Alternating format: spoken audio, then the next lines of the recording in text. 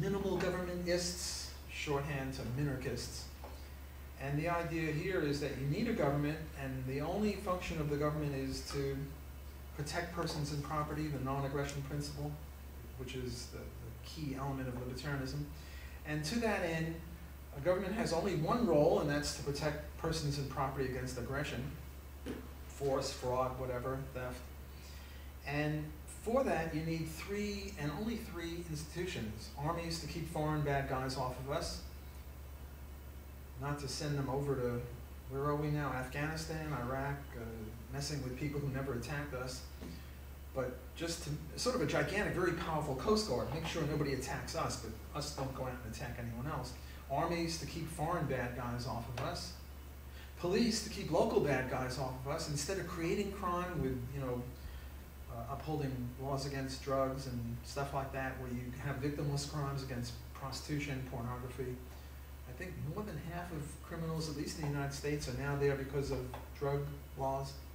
So the police wouldn't do any of that. All they would do is stop murder, rape, theft, arson, whatever, kidnapping. And then the third institution of the limited government philosophy would be courts, to determine who the good guys and the bad guys are. So again, to return to that case where I grab that water pitcher and run away with it, and you guys stop me, well then we need a court to determine, you know, am I the bad guy or am I the good guy and you're the bad guy. So that would be the minarchist libertarian group. People associated with this would be, I don't know, maybe John Hospers, who was the first guy who ran for president on the Libertarian Party ticket. Certainly the most famous of them would be Ayn Rand. Ron Paul would be a minimal government libertarian, very few functions. There might be one or two things in addition to armies, courts, and police for some of these. It's sort of like a continuum. But as long as you keep it limited to, you know, half a dozen or less than a dozen functions, you're a minimal governmentist or a minarchist. Then there are, broadening the tent somewhat, Milton Friedman's name was mentioned before, there are people I would call classical liberals. The most famous of them would be Milton Friedman and Friedrich Hayek. These are people that are sort of vaguely in favor of free enterprise, and in some issues they're very, very firmly in favor of free enterprise, but on many issues they compromise. I wish I had my list of Milton Friedman's compromises. There are about 15 of them. He favors the Fed, he's against the gold standard, he favors, what is it, educational vouchers, where we have public schools and you just buy and sell tickets to go to them, but he doesn't say let's get rid of public education, period. He favors, I don't know, I'm getting forgetful. I wish I had my list of free. Regressive tax, regressive income tax. Ah, thanks. Well, No, he favors the income tax, but then again, some minarchists favor that too. He also favored the volunteer military during the Vietnam War. Now you'd think libertarians would favor the volunteer military instead of the draft, but he favored it so that the U.S. could pursue its war in Vietnam more efficiently. In fact, he argued strongly in Congress on that, I think. Which is not really exactly libertarian. And Hayek wrote this book, Roads to Serfdom, and one of my articles is an attack on that for his compromise. He compromises all over the lot. Like he doesn't want to get rid of rent control right away. He wants to phase it out. Minimum wage, he's sort of a little weak on unions. He just compromises all over the place. And yet, Friedman and Hayek, if you asked anyone who is Mr. Free Enterprise, they would probably say Friedman and Hayek. And I would regard them in this third category: anarcho-capitalists, minimal governmentists, classical liberals who certainly accept the three functions of government of the minimalist libertarians, but then add on all sorts of things and compromise in all sorts of other ways. So that's, I guess, 10 or 15 minutes on libertarianism. Now let me talk about Austrianism for just a few minutes. Libertarianism, to contrast it with Austrianism, libertarianism is a theory of what should be.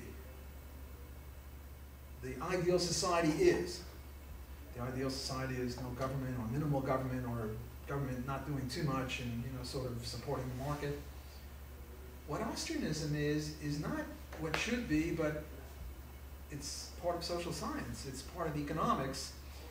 So therefore the question it answers is not what should society be like, but rather what causes what? Why do we have business cycles? Why do we have unemployment? Why do we have differences between males and females in their wages? Hey, come on in. The order is fine. Well, I was saying something brilliant. Oh, right, science.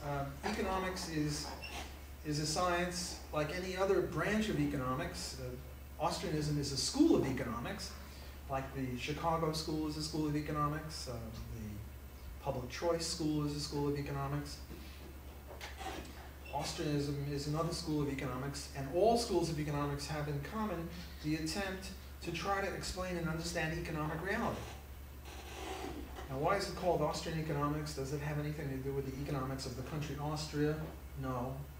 It's just that the creators of it, Menger, von Beauvoir, Mises, Hayek was a better Austrian than he was libertarian, all came from Austria. Whereas right now, I don't know that there are any Austrians, namely Austrian economists in Austria. All the Austrian economists are in, I don't know, mainly the US, but a few in Canada, a few in other countries, Spain, France, Europe, some in South America. What was the competing school, just if I can interject, at the time of, say, Menger? Oh, well. You call that the Austrian as opposed to what? German school? The German Historical School was the school with which the initial Austrian school was contending. The German Historical School is sort of similar to modern neoclassicals, although there are some differences. The German Historical School had this view that there really is no economic theory. You can't have principles of economics that don't have exceptions. Rather, you focus on empirical reality. There was, I just read in the National Post an article by two columnists from the Fraser Institute, Veldhuis and Laman, not sure I'm pronouncing them. And that was a very, did anyone see that? Yeah. Yeah. What that was a very neoclassical way of looking at business cycle theory. What they did is they go over, 25,000 business cycle episodes, I'm exaggerating the number, and what they do is they say, well, here's some governments, what they did is they had programs to promote economics, government spending, whatever, and 3 years later, here's what happened. Sort of a very, very statistically oriented thing, which is very similar to the mainstream economics. Whereas Austrian economics is very different. Austrian economics doesn't deal with correlations, with statistics that much. Rather, it deals with principles.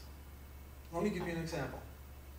I say that if I trade you my pen for your wristwatch, I'll give you my pen, you give me your wristwatch. I claim that necessarily, with no exceptions, every time, the two of us rate the pen and the wristwatch in opposite ways. Namely, I value the wristwatch from you that I'm going to get more than the pen that I'm going to give up. And you, fools, who are going to give up your wristwatch for my lousy pen, rate the pen higher than the wristwatch. And my profit is the difference between my valuation of the wristwatch and the pen, and your profit is the difference in valuation between the pen that you rate higher that you're getting from me and the wristwatch that you rate lower that you're giving me. That's your profit. That's it. There's no possible test of that. If you understand the English language, you understand that this is necessarily so, at least in the ex ante sense of anticipations. Namely, the reason you're making this trade is you think that there's something great about this pen. Now, it might not even be the pen you're worried about. Maybe the pen doesn't even write, you don't care. Maybe you think that if you make the trade, I'll give you an A in the class. You don't realize that I'm not your teacher. But for some reason, you like the pen more than the wristwatch. So I say that that's necessarily true, and you can't deny it, and there's no way to test it. And you know what the mainstream thinks of? Well, when they even hear of Austrian economics, what they do is they dismiss this on the grounds, well, this is a religion or a cult. because the only science is akin to the physical sciences, where you have to test things, because